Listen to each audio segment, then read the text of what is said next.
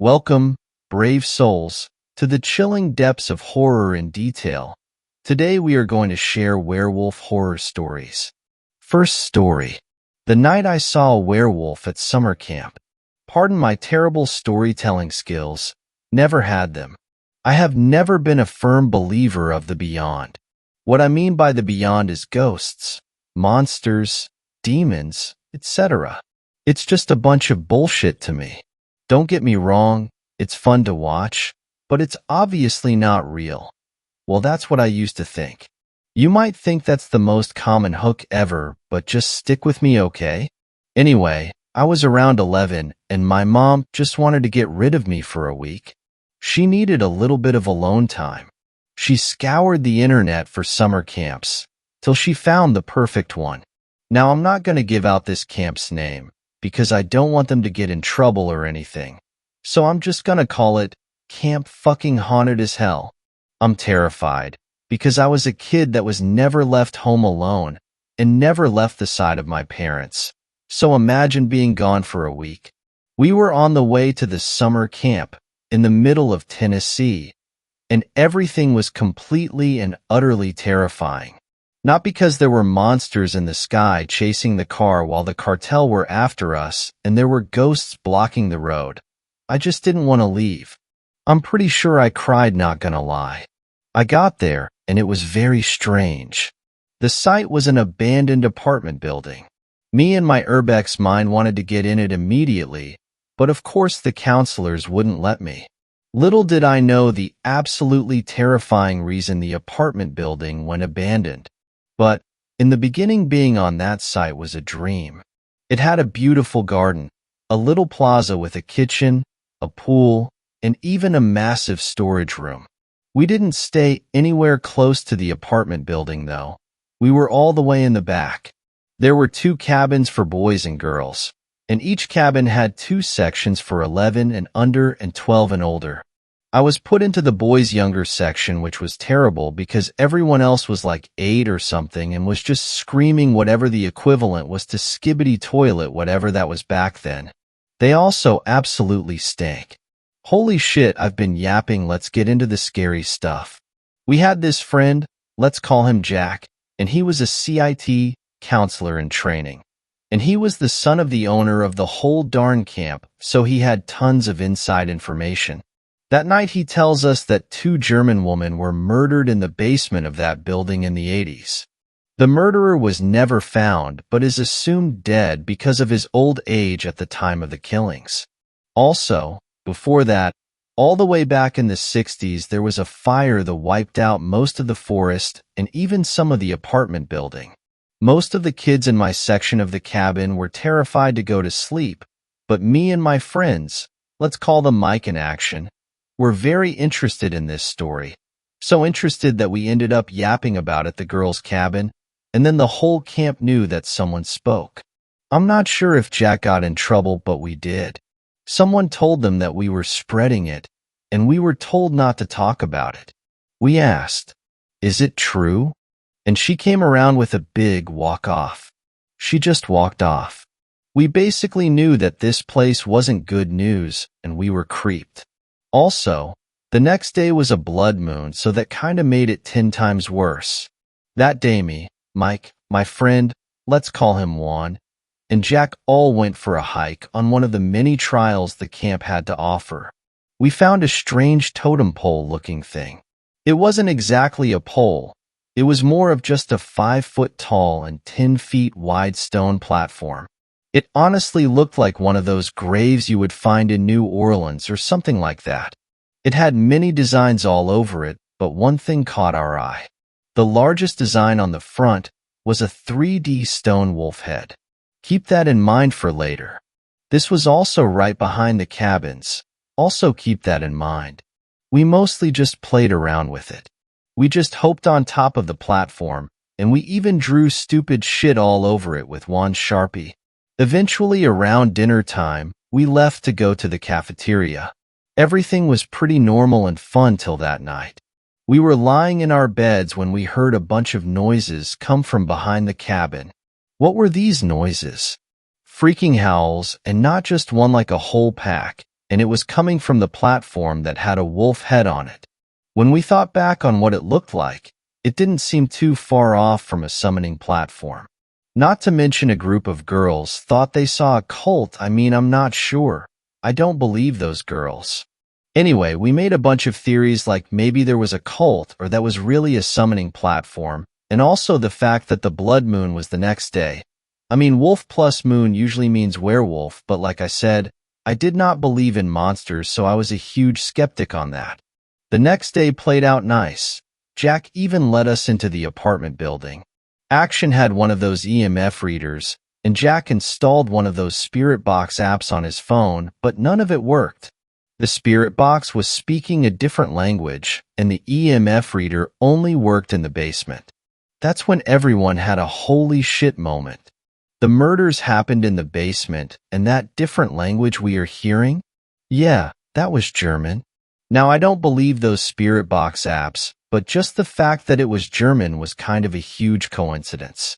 That night was the blood moon, and that night was the night where I realized monsters exist. That night we looked out of windows and were absolutely terrified about what we saw. It was a man. This man looked almost homeless. He had raggedy clothes on and just looked nasty. Jack and the other CITS immediately reported this to the camp officer, but not until the man could get inside an abandoned barn. The officer, along with 2 policemen, rushed into the barn and we heard a gunshot. They killed something, and that something was a wolf. Now we had eyes on the barn the whole time, and we had eyes on the only entrance/exit of the barn, and the guy never left. They said they searched the whole thing and only found the wolf. Nothing eventful happened the rest of the week, and I even went a second year, and some crazy haunted shit happened there, but I'm late to my dinner plans, so I have to get going. But I know what I saw tonight. It wasn't a wolf. I saw a man that night. I saw a werewolf that night. Second story. I'm Ray and I think werewolves live at Tyler State Park. Are we there yet? Jess whines for the millionth time from the back seat. Well, not literally the millionth time. That would be physically impossible, I think. Actually, I think I Googled that once and it said that it would take like 12 days or so. So maybe it's not actually impossible, but it probably meant 12 days without stopping. And you would probably get really thirsty if you were doing that. Might even lose your voice. And Jess definitely hasn't lost her voice. So it's probably not the millionth time. But, people just say that as a nicer way of saying you're being really, really annoying. Jess, I swear. If you ask that one more time, I'm making you ride strapped to the roof rack for the rest of the trip. I threaten over my shoulder. Jess just sticks her tongue out at me before going back to braiding Daniela's hair. Those 2 have been joined at the hip since 3rd grade. Again, not literally, just to be clear. I feel like I should specify because there are real people who are joined at the hip, conjoined twins. There's a whole TV show about a set of such twins, I think. They're also married, and I don't even want to know how that works. They're not married to each other, to other people. And again, not something I want to learn more about. I just meant to clarify that that wasn't the case for Jess and Daniela. They were just really good friends. We all were. Duh. Who goes camping with people you don't like? I focused my attention back on the winding forest road, hoping we're close to the campground. Texas has a lot of great campsites, which may be surprising to some people who think the state is just a bunch of cowboys and cacti. Apparently, cactuses is also correct. But I grew up hearing cacti, which I think is also right. So cacti it is. I think it has to do with the Latin or something. Did anyone else's mom make them study Latin outside of normal school? But there are actually tons of places that are great for weekend getaways with friends like this. Just expect to deal with things being hot. All the time. Yes, even in the winter. This is Texas, after all. That, and unpredictable weather sometimes, besides the heat. Like rain and stuff. That's what I'm talking about. No snow really. So when Jess and Daniela begged me to take them camping for winter break, a weekend of s'mores and probably a little bit of bug spray sounded kind of fun, he decided. And maybe we'd get lucky. East Texas is known for having cooler weather than the South/West where I'm from. But after 6 hours crammed in my ancient Honda Accord, fun Christian joke, did you know that I drove the same car that Jesus did? Yep, it's true. John 12 verse 49 says, quoting Jesus, I did not speak of my own accord. Haha. Blasting Taylor Swift though. I'm starting to question my decision-making skills. Just a little bit. Not because I don't love my friends. They're great. But something about what that vampire I killed had said a few months prior is still stuck in my head. The end of all things. You know when a song gets stuck in your head but you just can't get it out, and you need to listen to the song again to get it out of your head, but you're afraid that having to listen to it again will just make it even more stuck in your head because your head is weird and you have anxiety sometimes? Yeah, that's what I'm feeling right now. Nothing else unusual had really been going on since then. I've mostly been focused on getting adjusted to college life. But, I don't know, I just have a feeling. I have a bad feeling about this kind of vibes, that's Star Wars, for any of the uninitiated out there. Fun movies, but the new ones are overrated if you ask me. I spot a weathered wooden sign up ahead labeled Tyler State Park, with a big map and an arrow pointing right down a narrow dirt road. Oh, thank goodness, I mutter to myself, cranking the wheel. My little Honda rumbles down the bumpy path, tall pines whipping by on either side. After a few minutes, we enter a large clearing filled with tents and RVs ringed by the forest. There's a large lake out on the other side. Great place for kayaking and stuff like that, if you're into that sort of thing. I like this place because it's not as far east as Houston, but still lets you feel like you're in the pine tree forest, which, I guess, is because you are in the pine tree forest. Jess lets out an excited squeal. It's so pretty. She did actually squeal. I have an uncle out in West Texas who has a farm and he owns a number of farm animals, including some pretty cute oinkers. But boy, do they squeal. And Jess, somehow, bless her heart, has perfected the ability to squeal exactly like one of the piglets. She just doesn't realize it, and I haven't had the heart to tell her. It's fine, as long as she doesn't end up dating a farmer boy or something like that. Did anyone read that book, Farmer Boy, as part of the Little House on the Prairie series? I don't really remember much about the book other than that the main character was always eating tons of pies and foods. Reminds me of a pig. Maybe that's why Jess's squeal made me think of that. Also, I'm hungry. Squealer or not, Jess has a point, and I have to agree with her, as I take in the towering trees silhouetted against the setting sun. Looks like no rain this week. Daniela calls out from the passenger seat. Will it be hot, though?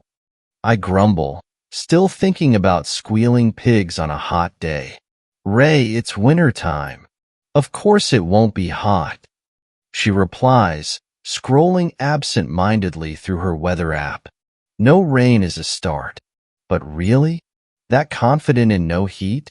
Your overconfidence is your weakness, I say, channeling the Emperor, Star Wars again, mimicking the raspy old evil dude's voice. My friends just laugh. Typical. But hey, no rain. Nice to know this outdoor excursion won't be a total bust.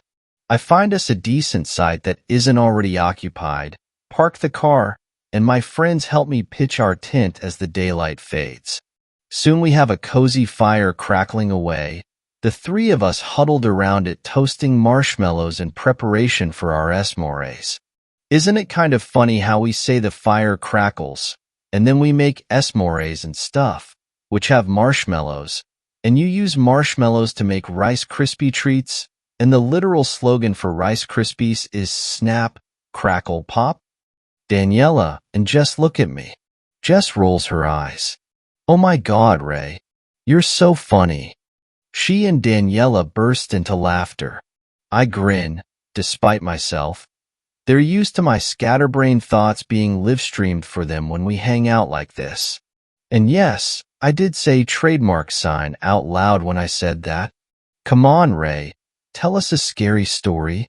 Jess demands, chocolate smeared all over her face. Daniela nods eagerly next to her. I laugh. Jess, we're already out in the middle of nowhere surrounded by what'll soon be pitch darkness. Not creepy enough for you. Jess just sticks out her lip in an exaggerated pout. I pretend to think hard. All right, but don't say I didn't warn you. I scoot in closer to the fire. So, rumor has it these very woods we're camping in tonight have some unusual inhabitants. I spin them a tale, drawing inspiration from some of my own wilder adventures. Daniela and Jess are soon clinging to each other, eyes wide. And so, the beast dragged the man's mangled body back to its lair, leaving a trail of blood in its wake. I continue, dropping my voice lower. As I say this, a twig snaps loudly from the tree line behind us. Daniela shrieks as all three of us whip around. My muscles instantly tense for action until I spot the culprit. A totally regular, non-supernatural squirrel perches on a low branch, tilting its head curiously at us. It's carrying what is probably some kind of nut, and its cheeks are very fat-looking. I assume stuffed with more nuts. I've always found it so funny how obsessed squirrels are with nuts, to the point that they'll literally stuff their cheeks full of them but then can't actually eat them while doing so. But I guess that's just to carry the nuts. And I guess that's what happens when you don't have pockets. You and me both, squirrel. Someone should start a clothing line for women that exclusively has pockets. That'd be pretty cool. Maybe a squirrel could be the mascot. No one would get the joke except me, though, so maybe not. Jess bursts out laughing. Oh man, nice going, Daniela. Daniela shoves her, cheeks flushed. That was scary. Shut up. I join in their laughter, my pulse calming back down. Maybe that's enough spooking each other for one night. We chat for a while longer until the girls start yawning. It's been a day. Driving takes it out of you, even if all you're doing is sitting there. We douse the dying fire and climb into our tent, zipping ourselves into our sleeping bags. Surrounded by the sound of wind whispering through the trees, we eventually drift off. I awake some time later to an eerie howling piercing the night. My eyes fly open, instantly alert. Next to me, Jess and Daniela slumber on, dead to the world. Not literally dead, I remind myself, just figuratively dead. Like a zombie. Haven't seen one of those before, but supposedly they actually exist. Father Ben, he's our residential bishop and a close family friend. He is familiar with what we do. Makes confession time easier. Not that killing vampires is a sin or anything. Once said that a zombie is probably what would happen if someone ate from the tree of life while possessed by a demon. You'd basically be a walking dead person. Dead soul and decomposing body, but somehow weirdly alive and unable to fully die. My friends aren't zombies. It just made me think of that.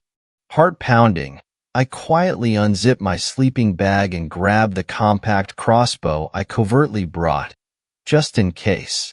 It is Texas, so gun territory and all that, but there's something about a trusty crossbow that just hits different. Literally, you can't shoot a wooden stake through the heart of a vampire with a pistol, but you can with a crossbow. It hits different, get it? Plus, I want to try this thing out. My dad gave it to me as a birthday gift a while back, and I hadn't gotten a real opportunity to use it beyond practice, which I am getting pretty good at. Why he couldn't have given it to me before I hunted that other vampire I told you about before, the one in the old abandoned hotel, I don't know. It would have made things a lot less scary. Unzipping the entrance, I carefully crawl out of the tent, scanning the dark woods, one hand resting on the crucifix on my belt.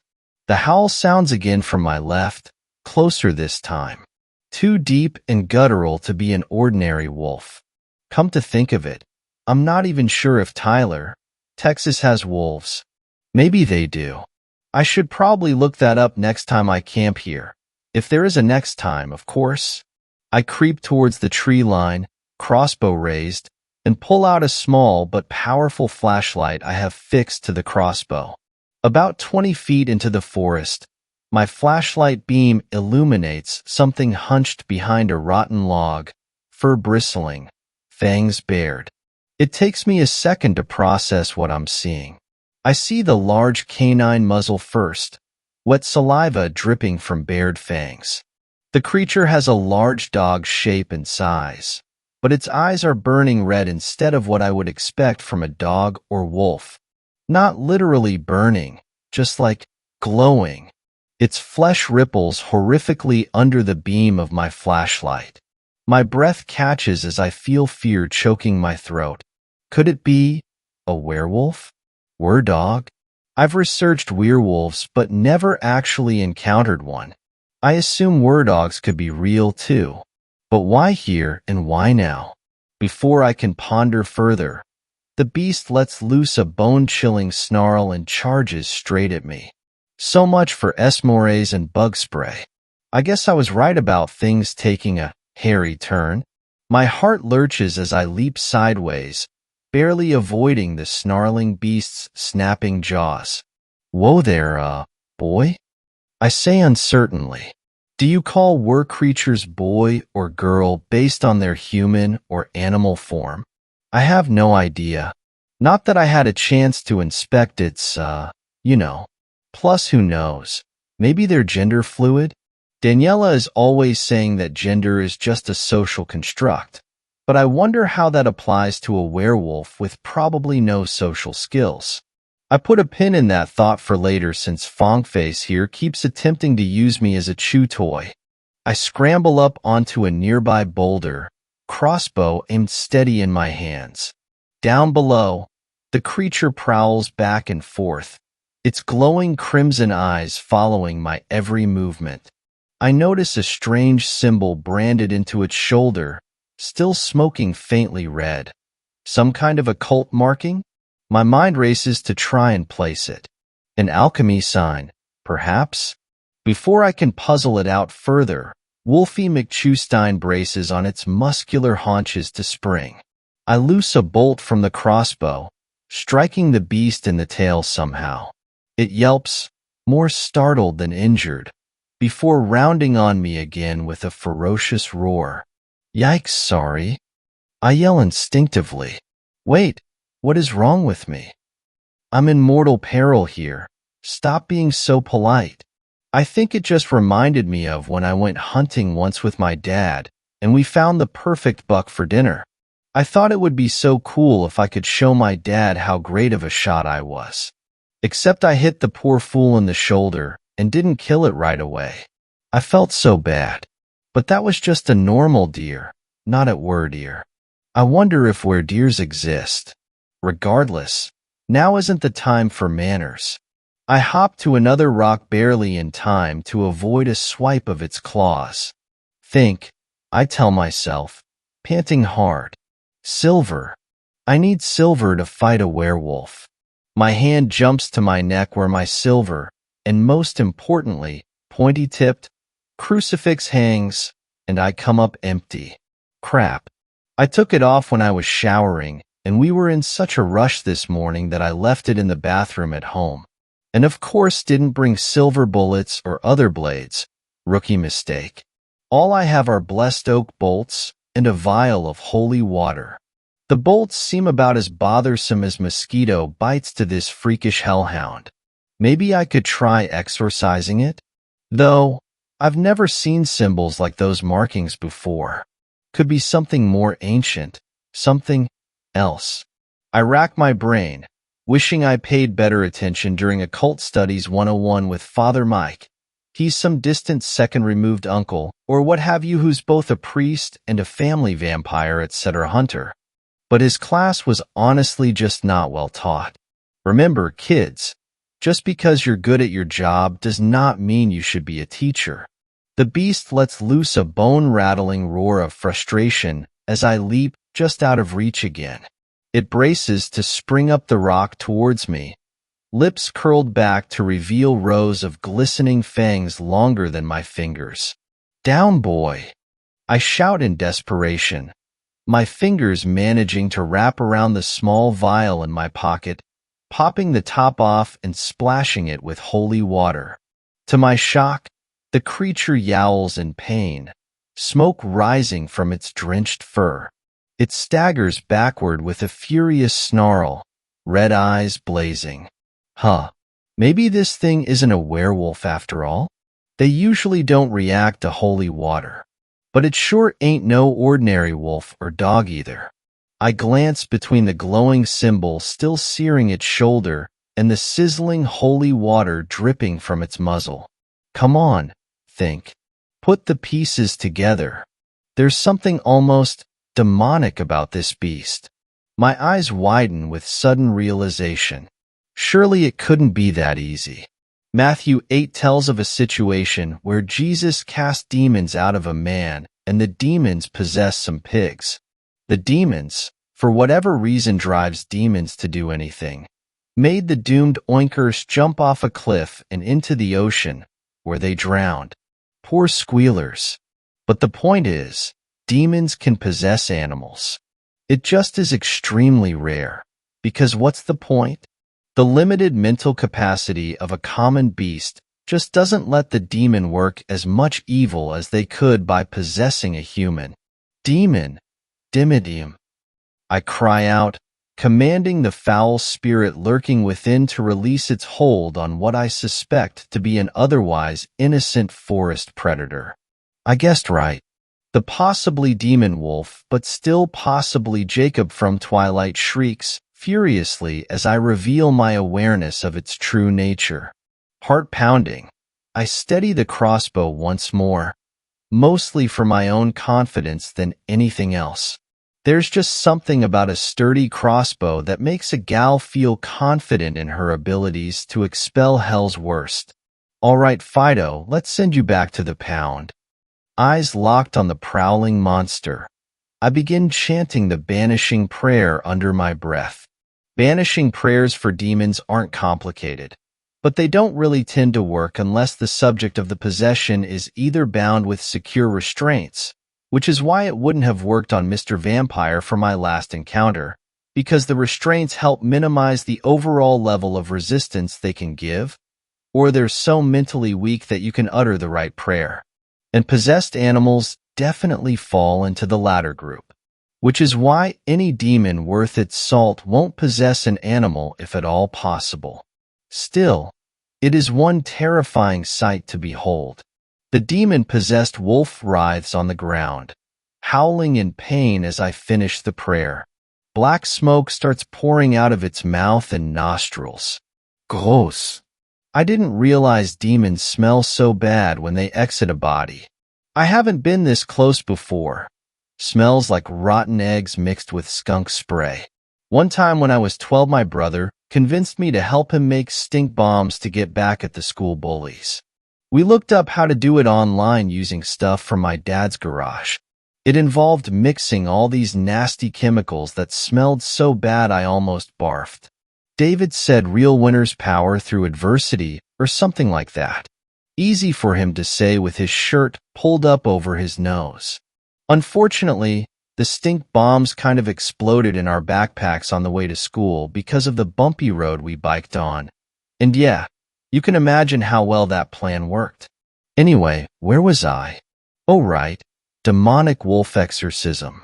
The dark, wispy entity fully emerges from the creature's body, coalescing into a vaguely humanoid shape with glowing red eyes and pointed teeth bared in a snarl.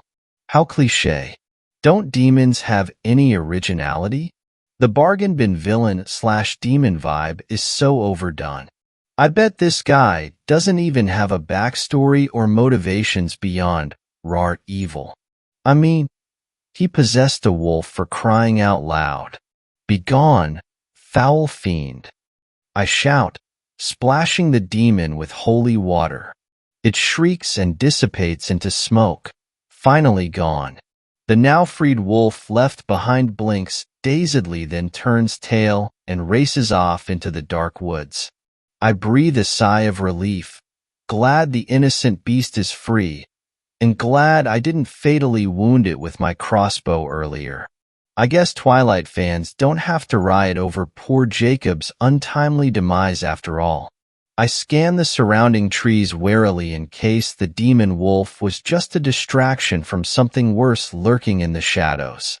But the forest is calm and quiet once more. Only the usual nighttime sounds of bugs and the occasional owl hoot or frog croak in the distance. Nothing to indicate the epic supernatural throwdown that just went down minutes before. Talk about going out with a whimper instead of a bang. My adrenaline rush fading, I suddenly feel totally wiped. Who knew exorcisms took so much out of you? I stifle a huge yawn as I gather up my fallen gear. I'll have to remember to thank Father Mike for making me memorize all those prayers. Though teaching skills he may lack, he did have a knack for getting us to memorize things. Maybe I won't even fall asleep in his next lecture. Well, we'll see.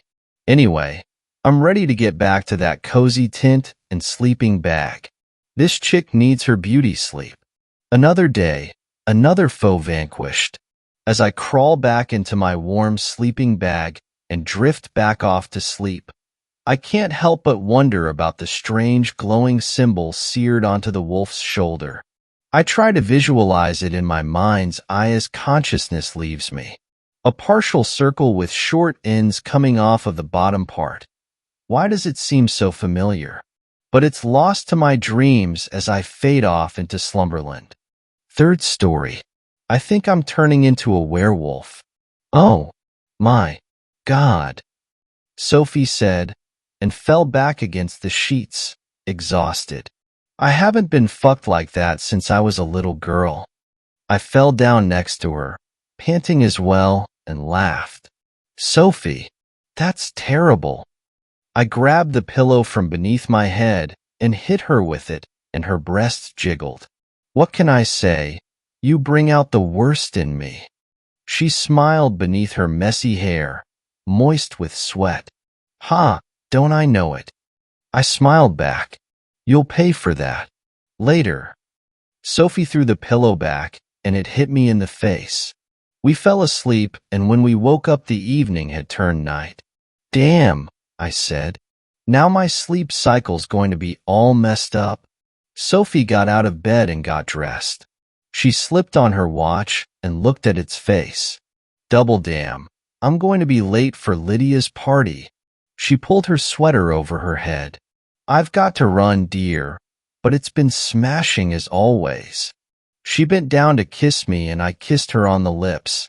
Of course, always too busy for little old me, I said wistfully. Sigh, what is a boy to do? I put the back of my hand up against my forehead dramatically and laughed. She stuck out her tongue at me. Bye, Tommy. Bye, Sophie. I got dressed and headed out to the bar. I was meeting Jack at 10. It had started to rain and then night felt cold and alive, earlier than it was. It was when I passed by the alley on 73rd next to that Chinese restaurant. The narrow one that somehow seemed extra dark and always freaked me out ever since I had started noticing it, that I heard a strange noise. It sounded like a mix between a yelp and a growl. I stopped in my tracks, not knowing whether to investigate or run. My choice was made for me, though. A woman stumbled out of the alley. The sight of her made my blood run cold. She was wearing a shredded tank top and jeans, both soaked in blood. She had blood in her hair, and on her face too. There was so much of it that it was pooling down by her feet. I wanted to call out to her, but my voice was stuck in my throat. She didn't need me to say anything, though. She was already making her way over to me. "Are you hurt?" I managed to whisper, but the look on her face answered that for me. It wasn't a look of pain or fear. It was a look of determination, of anger, of hatred. It was then that I began wondering if the blood was hers or someone else's. I panicked, fearing for my life. I should have run. I know that now. But hindsight is 20/20ths. I guess the adrenaline made me think that I was stronger than her. Plus, I thought to myself, what if she is hurt and needs help? Did I really want to walk away from someone who could be dying? She was only a few feet away from me when she fell to the ground. I should have asked her if she was okay. I should have said that I was going to get help. I should have ran. But I didn't. I did the opposite. I walked up to where she was sitting, and I crouched down next to her. That was where everything went wrong. Suddenly, the woman jumped up, and before I could move, she threw me to the ground. My vision turned starry as a searing white pain burst through my skull. I only partially saw her face as she bent towards me. I couldn't tell if it was just the blurriness, but were her teeth sharpened? Now is not the time to worry about people's dental hygiene. I reminded myself, trying to pull myself away from whoever this crazy bitch was. My head immediately disagreed, screaming in agony. The woman barked out a laugh above me. There was nothing else I could do but slowly, pathetically, painfully try to drag myself across the sidewalk and as far away as possible. With every shift of my body, she took a patronizing step towards me. Ashit. I finally hit the wall. She started bending down towards me again. I tried to scream, but all that came out was a low moan. I was powerless against whatever she was going to do. Without warning, her head jerked hard to my neck and ripped at the skin, leaving a huge, gaping wound as her nails dragged down my chest. I don't remember if I physically screamed, but mentally I have never been louder. A few more bites, and I was on the verge of passing out. From the distance, somebody screamed, and all I could think in my fucked up state was, same. For some reason, the woman attacking me seemed off-put by this and got up, slinking back into the alley, tripping onto her hands and knees as she did. As red and blue flashes soon came into my quickly fading vision, I realized that somebody must have called the police or an ambulance. I vaguely noticed two people run over to with some sort of contraption, and they began to lift me up onto it.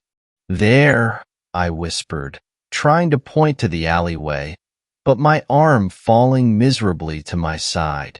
What? One of the people said. "The woman." I slurred out. They didn't seem to understand.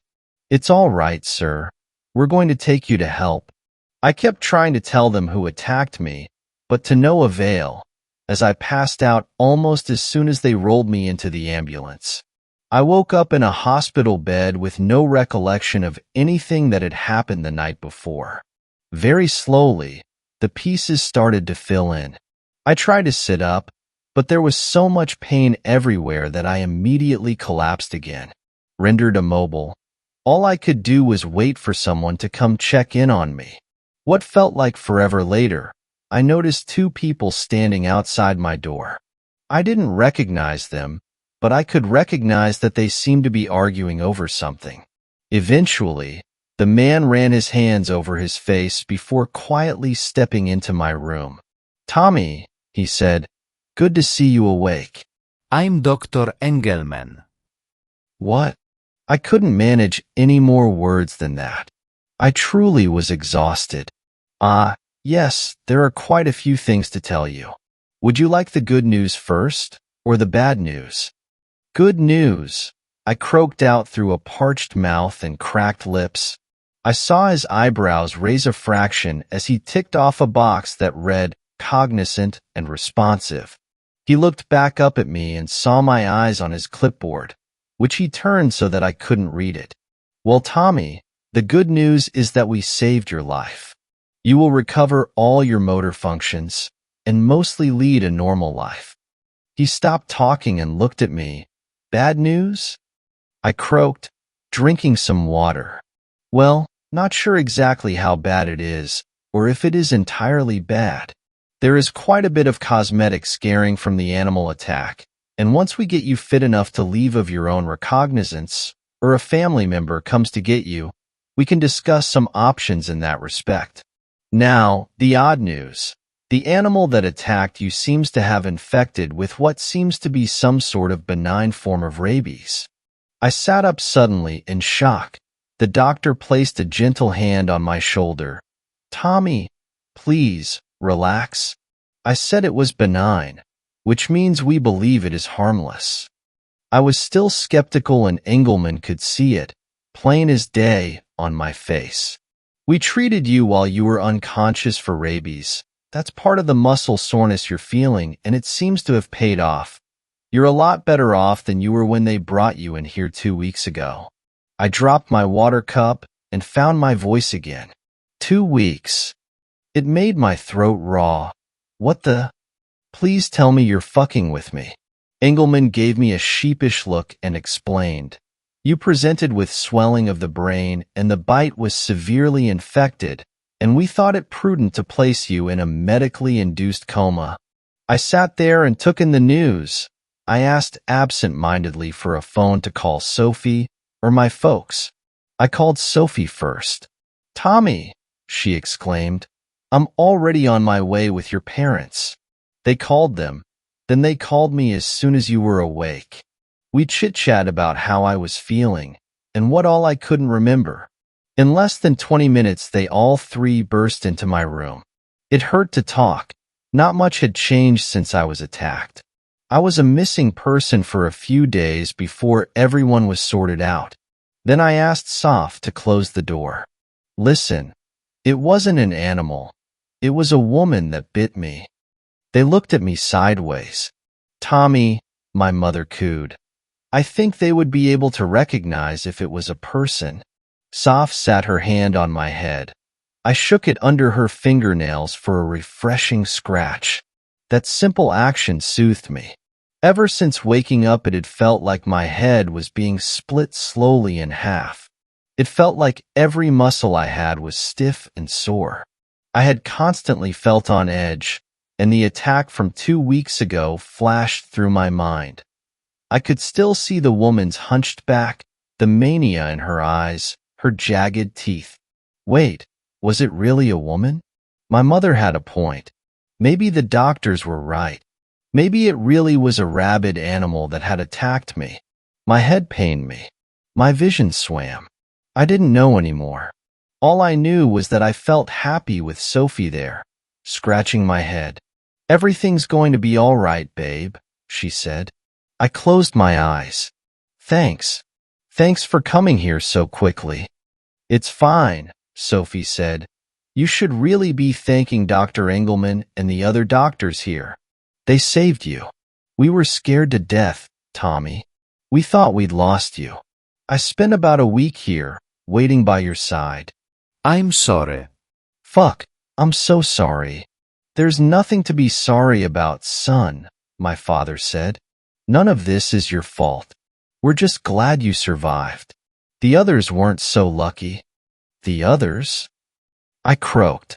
My mother slapped my father's arm and said something to him in a hushed whisper, but he continued. "There were a few other victims. Others around the area who got attacked by the same animal. 10 people died that night, maybe more." I recalled the scream I had heard on the night of the incident. So it had been another victim. "That's terrible." "Holy shit," I said. Sophie told me more.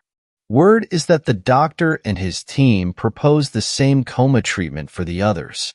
Unfortunately, it wasn't as effective for them. Apparently, you were all in critical conditions, and the treatment was a Hail Mary that may or may not have worked." That's not what Dr. Engelman said," I stammered. She patted me on the head, ruffling my hair, comforting me. "He was probably trying to lighten the load for you." You've been through a lot, babe. Don't worry about any of that, sweetie, my mother said soothingly. You're safe now, and that's all that matters. We don't have to worry about anything else. We were interrupted by someone knocking on the door. My father went to get it. It's Dr. Engelman, he said. They want to do a quick checkup to make sure you're all right. Hans Sof, we have to wait outside. As a team of doctors began to file inside, bearing all sorts of notes and equipment, my mother and girlfriend got up to leave. Sophie gave me a quick hug, embracing me in my bed. She pecked me on my right cheek, and then she said something into my ear in a subtle, hushed whisper. 3 words. 3 words that sent a chill crawling down my spine. Don't trust him. My parents and Sophie left and Engelman came back into the room, a big grin across his face. You're feeling better, son? Quiet and ordeal you've been through. These are the sorts of things he said. He said they were conditionally releasing me, but wanted me to come back in a couple days for observation. I signed some forms. They gave me my things back. Engelman was there still grinning next to me the whole time, then finally said goodbye and disappeared into the labyrinthine green hallways of the hospital with his brown clipboard. Mom, Dad, and Sophie were waiting for me at the exit. We all hugged and Sophie kissed me. I love you, son, my dad said. I'm just glad you're all right. I love you too, Dad, I said. I just want to go home. Mom and Dad said goodbye and got into their white Chevy and drove away. Sophie and I got into her car and took off out into the night. It was dark outside and the moon was bright and full and round and white. 2 weeks, I thought. It feels like months have passed. It felt like time had no meaning anymore. I scratched behind my ear and looked at the hairs on my arm. They seemed darker than I remembered somehow. Sophie said how crazy everything was and how she thought I was dead. She started to cry, and I watched her wipe away tears glistening in the moonlight with her index finger. Her left hand stayed on the steering wheel, but I could see she clutched it tightly. It was dark in the apartment. The only light was that of the full moon pouring in through the bay windows. I didn't turn on the lights. For some reason, I didn't feel like it. Just threw my things on the floor and kicked off my boots. Sophie reached for the light switch, but I grabbed her hand. Tommy, she said softly. Her cheeks were still wet from crying. What are you doing? Shoo, I said, and kissed her. My lips were still dry. She kissed me back hard and then held me, and in the darkness I couldn't quite tell, but it sounded like she was crying again. I missed you so much, she said. I put my hands on her, and we kissed again. Her tongue was warm and soft in my mouth, and it tasted good. Like, really good. Have you ever had a steak that was so perfectly cooked that you had to resist from shoving the whole thing in your mouth? It was like that, only better. I couldn't help myself. I bit her tongue. Ow! Sophie screamed and jumped up. What the fuck, Tommy? I started apologizing profusely, tripping over my words as I took a gentle step towards her. Babe, I don't know what, I didn't. I dash as I kept walking towards her. I could feel myself wanting to bite into her flesh again. Oh God, it was overwhelming. I spent my entire consciousness trying to push it back down my throat. I don't even remember how I got her to sit back down again, but somehow we were back on the couch together. Close. Very close. It was like I could smell her heartbeat. It was right there, in her throat, and I needed it down mine. Something animalistic came from deep inside me, and I started ripping apart her skin, trying to get whatever it was I needed from her. I hear her screams for a moment, and then suddenly, they stopped. I wasn't even aware of what I was doing. It just felt right. The taste of her skin and the texture of her blood, and finally I knew why that woman attacked me like this. Oh shit. I don't know why that thought snapped me out of my craze, but suddenly, I sat back and looked at what I had done. There was Sophie, or what was left of Sophie, covered in dark red from my couch to my kitchen. I had done that. Yet, I felt almost nothing. I knew, deep inside me, that I should be panicking, hyperventilating, running screaming out of my building, but that part was silenced by everything else in me. I calmly stood up and walked into my bathroom. It was only when I looked in the mirror that I began to feel. There was my reflection, except it looked nothing like me at all. Suddenly, I had a huge mange of hair all over my chin, some covering the rest of my face. As I internalized what I saw, I raised my hand to feel my face and saw that my hand, too, was suddenly covered in more hair than a dog's tail. Then since that none of that, should have happened hit me all at once and I began to freak out. I clawed my skin, wishing desperately to be who I was only last month, when Sophie and I were happy and together and alive and normal and it took what felt like forever for me to calm down. I'm still panicked. I'm still lost. But I made myself sit up and look back in the mirror. It was too much. Too much change. Too much hair. I know. It's fucked up to be sitting here worrying about a beard when my girlfriend's corpse and torn up in my living room. Nothing makes sense right now. Nothing has made sense since the night of the attack. I was going to turn myself in. I don't want to live like this, knowing what I did, knowing that I liked it, but there's only one thing that stopped me. Just a minute ago, I got a call from Dr. Engelman. With a shaky hand, I slipped my phone out of my back pocket and picked it up, but before I could even say anything, he whispered, "Shh, there's no time. I know what you just did. I know what you are. Don't worry. I'm coming. Just close all your blinds, all right? Don't let the moonlight in, and don't go outside. I'm coming." And with that, he hung up. So, what? I turn myself in, saying that I'm a werewolf now and be put in a mental hospital, or I wait here and hope that Dr. Engelman know what he's talking about. I could run away, but that only increases the risk that I'll hurt another person. To me, it seems that I only have one option. I can only hope it's the right one.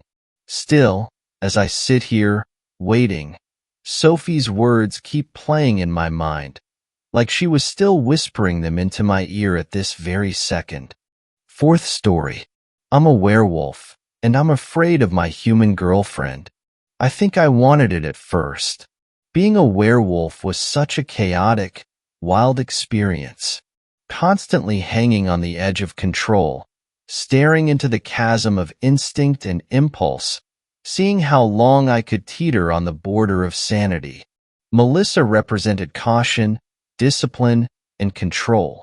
It had been like a sigh of relief, a release from responsibility, to be on a metaphorical leash. She grounded me, policed me, made sure I kept my nose clean. It started out self-imposed. I chose to stay in for the nights, chose to stay human. I couldn't let her find out about my condition. And on top of that, she was the perfect excuse to get me out of the weekly, if not nightly, hunts my pack always dragged me along for. After a while, though, I'm not exactly sure when, it stopped being self-imposed. After holding back from my carnal nature for a period of time, I began to crave it, but every time I decided to leave, my heart would start pounding. I'd start looking over my shoulder as I got ready, feeling guilty and, for some reason, apprehensive, these feelings strong enough to dissuade me from leaving. I remember the first time I saw Melissa standing in the threshold between the dining room and the kitchen, her hands on her hips, her eyes dull and calculating. My hand was on the doorknob, and she regarded me, frozen in that position, like an alpha would a pup who'd taken more than his fair share of a kill. "Where are you going?" she asked. I swallowed. my mind searching for an explanation. I couldn't tell her I was a werewolf going to run with the pack. You're not leaving for the night, are you? She said as her head leaned to one side critically. It was a question, but it wasn't a question. I turned my head aside, my heart beating heavily in my chest. For a moment, indignation rose in me. I was a werewolf, a terrifying beast of the night. How dare that mere human instill such fear in me? My eyes happened to glance out the window, and I saw the empty trash bin still sitting down at the end of the driveway. Relief flooded through me, and before I could think about what I was saying, I spoke. Of course not. I just happened to see the trash cans out there. Forgot to bring them in earlier, so I figured I'd run out and grab them now. At that, Melissa's thin line of a mouth curled into a smile, and she nodded. My quest for the trash cans had been approved. I turned away from her and opened the door, and that's when she said it quietly, but loud enough for me to hear. Good boy. The hair on my arms stood up, and I paused in the doorway. My breaths became heavier as thoughts and emotions raced through me, but I shoved all the implications aside. The trash needed to be brought in. That was a few weeks ago, and now the leash felt more like a noose. Every rebellious thought I had, every time I tried to pull away, I felt this closing grip around my throat as pulling away only tightened the knot. Eventually, however, the need to leave, to run, and to hunt was left so long unsated. It grew to match the feelings that held me back. Over the course of a few days, I built up the courage to confront Melissa, and on the night I told my pack I would join them, I approached her. I opened the door to the basement, and the rattling sound of the washing machine bounced up the stairwell to my ears. I swallowed and descended. The basement was unfinished, and Melissa stood on the concrete floor in front of the washer and dryer, two shining white pieces of machinery in an otherwise gray and brown basement. A single incandescent light bulb with a pull string hung over Melissa's head like a one-dimensional halo, casting hard shadows about the room. I reached the bottom of the stairs and waited. She was finishing up setting the dryer to run, and I didn't want to interrupt her. Finally, the dryer hummed to life, joining the running washing machine in a chorus of mechanical grumbles and clicks. Melissa heaved a basket of clean laundry up to rest on her hip, and she turned. Oh, Terry, did you need something? My voice caught in my throat, and I stared at her dumbly for a few moments. Her eyes narrowed at me, and shiver ran down my spine. Something the matter, Terry? She asked. I cleared my throat and steeled myself. Some friends of mine are going out for the night, and I'd like to. I stopped as the noose tightened. Melissa's face hadn't changed, but somehow it had. Her gaze burned into me. I could almost feel my skin peeling and curling from the heat. My eyes fell away from hers and settled on the basket weighing heavily on her hip. I took a step forwards and reached out my arms towards the laundry. Here, let me take that. I can carry it upstairs so. My voice trailed off as Melissa made no movement to allow me to take custody of the laundry basket. She just held her piercing gaze on me. Some friends of yours are going out for the night, and you? You'd like to? She echoed, using my exact tone until she curled the end of it into a question.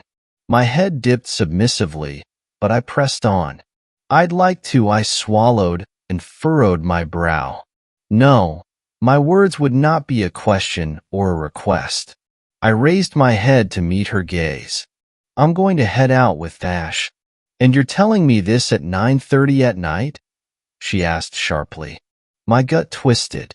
Well, I didn't mean to wait so long. Time got away from me. Here, let me take that laundry basket. I didn't think we had anything planned for this evening, so I didn't think about mentioning it until now. I rattled off as I reached again for the basket hanging on her hip. Again, she made no move to hand it to me. "Upstairs," she stated, her voice terrifyingly devoid of emotion. My entire body tensed up. I didn't move. Melissa stepped around me and started up the stairs, her footstep heavy with the weight of the laundry she lugged along. I listened to her ascend, but heard her stop at the top of the stairs. The floor creaked as she turned to regard me. Come? My feet moved without thinking. My head stayed down. I traipsed up the stairs behind her and followed her as she walked into the living room and sat down on the couch. She set the basket down in front of her and then patted the seat beside her. I moved to it and sat. "Help me fold this laundry. Since you've been staying here, I've got double the amount I usually do. After this, I've got 2 more loads coming through," she told me. My voice came out quietly. "Last time I tried to help, you told me I was folding things the wrong way. And now you know the right way," she stated cheerfully. I felt a heat begin to rise in my chest. "You just want me to help so I can't go out." Silence hung in the room like a fog. Melissa said nothing, so I stood up. "Down," she ordered. My body almost listened instinctively, and that made me angry. I let out a snarl and faced her, my heart pounding in my chest. "You do not order me around like that. I will tolerate it no longer." Melissa turned her icy cold glare to me, and it took everything I had not to falter. "I said, down," she repeated. My lips peeled back in furious grimace, baring my teeth. "Who do you think you are?" Melissa's lip twitched, and then her mouth creased into a frown. "Don't push it," she warned me. I laughed, incredulous. "Don't push it? You've been pushing me around for weeks. I'm going out tonight, whether you like it or not." I stormed off towards the front door. "Terry, stay," Melissa barked. I felt compulsion grip my chest, but it only infuriated me more. Something in me snapped, and a burning sensation spread through my entire body. I was going to change. I couldn't stop it, and I was fine with that. I hunched over as my bones and muscles twisted and snapped and grew. I felt my face stretch into a pointed snout, and hair crawled through every inch of my skin. My teeth grew, my canines sharpened, my clothes ripped and parted into shreds. I let out a deep guttural growl and spun to face Melissa. I would see fear in her eyes. I would see in her the same apprehension she instilled in me. I reveled in the thought of her shrinking away, terrified of my true form, but the woman was doing no such thing. Slowly she rose and stepped away from the couch, regarding me with something like disappointment and perhaps a bit of pity. Rage overtook me, and I lunged at her with a snarl. Melissa stood her ground, and I stopped an inch from her face.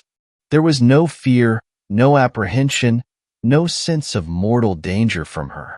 I was several feet taller than her in my true form, and yet somehow she looked down on me.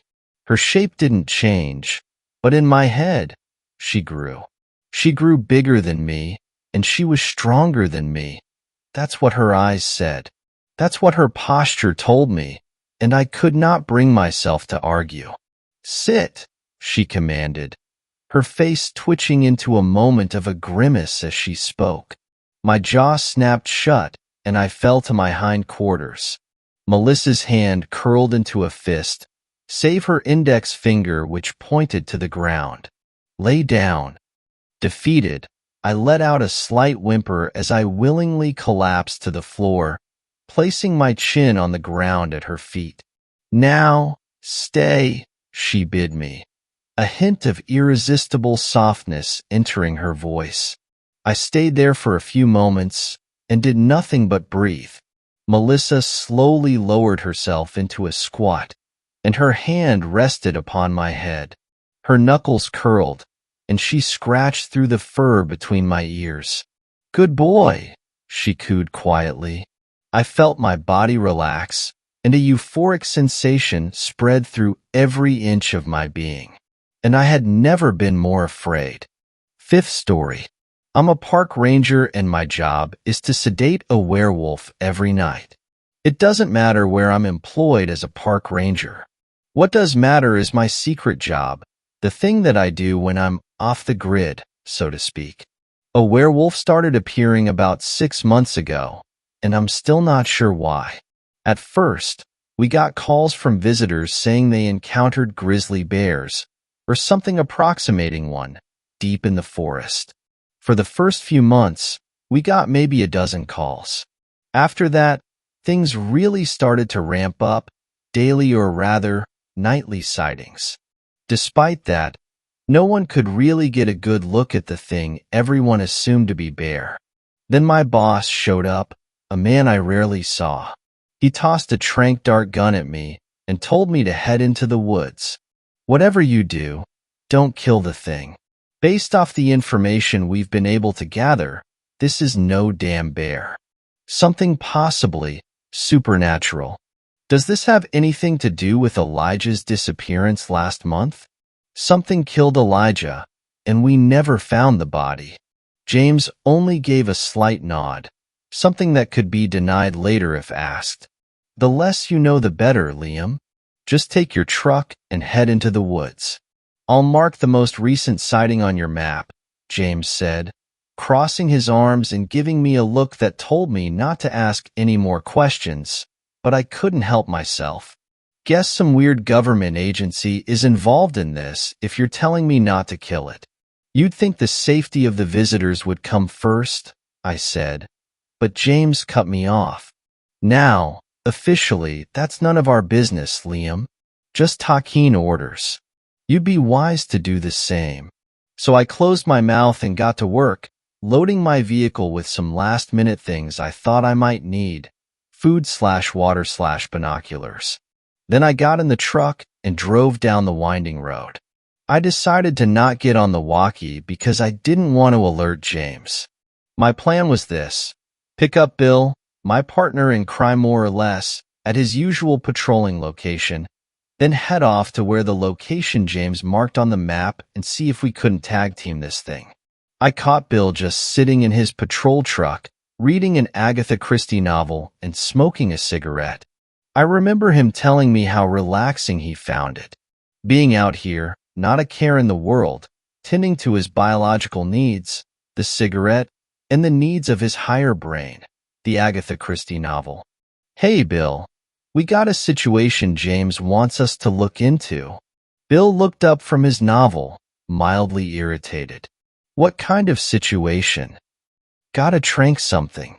You know, that thing that everyone thinks is a bear but probably isn't. Why trank instead of kill? Yeah, I was wondering that too. Anyway, hop in. Good buddy. We got a long night ahead of us, and that's putting it really fucking mildly. Bill got in, and we drove off in the direction of the last sighting. I filled Bill in on what little I knew. Guess the thing that really concerns me is why now? Why a month after Elijah's death?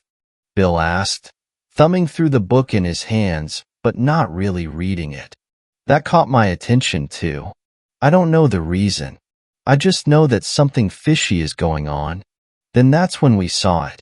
A large, hairy beast, running on all fours, then randomly standing upright and roaring. Our headlights seemed to confuse the thing. Bill took out his pistol, rolled down the window and fired. Bill, what the fuck are you doing? No lethal force is allowed on this thing. We gotta use the tranq gun. The thing, which upon closer inspection looked exactly like a werewolf, just roared and charged at the truck, grabbing its bottom and shaking it violently until Bill and I were completely disoriented. It then leapt into the trees. What the fuck is wrong with you? I said to Bill again once my head stopped spinning. I said no lethal weapons. Sorry, Liam. Just got rattled is all. Wasn't going to get turned to human paste because a pair of government-issue sunglasses told us not to us actual bullets. Bill replied, face flushed. Well, after that I began to drive again, keeping our eyes peeled for the werewolf. We heard howls coming from the infinite line of trees to our left. No matter how much we combed the woods, we didn't find anything. This went on for several nights, experiencing horrific sightings of the massive man-wolf. I went by myself after the first night because I didn't trust Bill not to fire bullets at the thing. James was ripping me a new ass because I couldn't track the damn thing down. At least, not keep it in my sights long enough to trank it. On the fourth night, I sat in my truck on the side of a wide road, scanning the eerily still line of palm trees. My ears pricked as I heard the soft crunch of twigs as Tired crushed them. I peeked in the rear-view mirror and saw a sleek black car parking behind me. A short woman with red hair came out of the car, using precise movements so that not 1 ounce of energy was wasted. "Are you Liam?" the woman asked, popping into my window like she was a cop about to give me a ticket. I heard the trees rustle behind her and began to perspire a little on my forehead.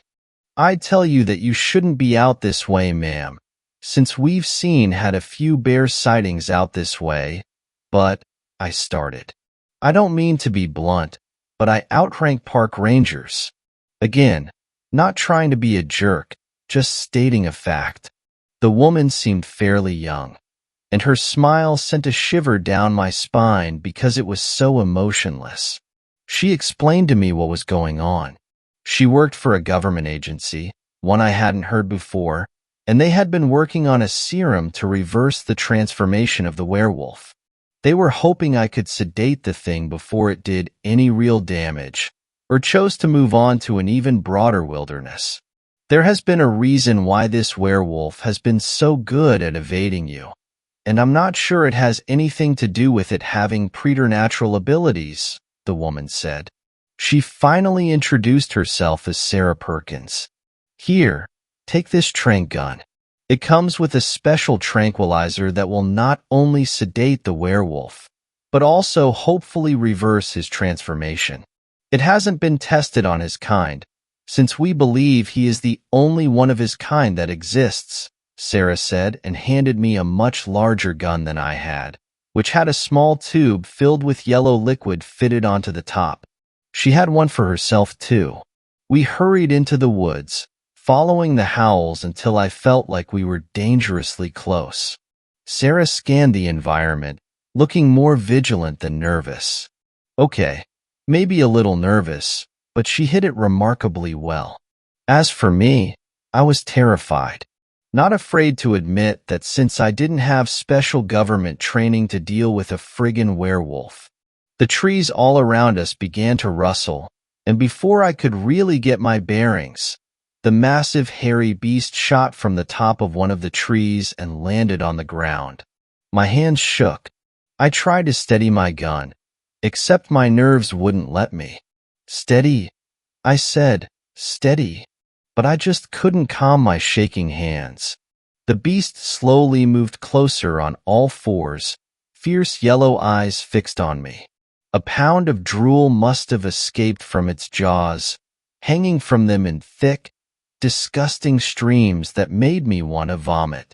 It swiped the air with massive claws, growling.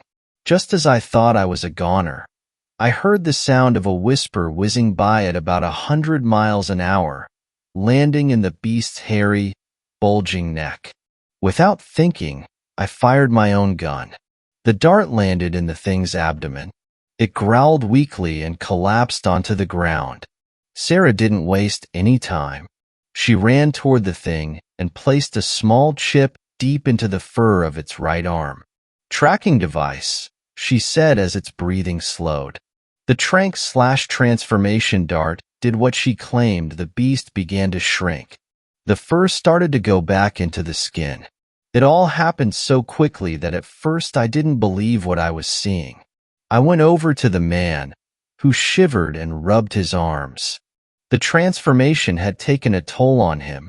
It took me a minute, but I recognized the man. "Elijah," I said under my breath. "You're alive." How is this even possible?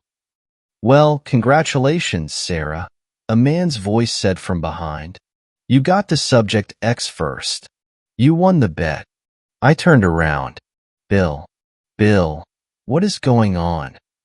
I asked, tone clearly frazzled. Sarah jumped in. We work at the same agency.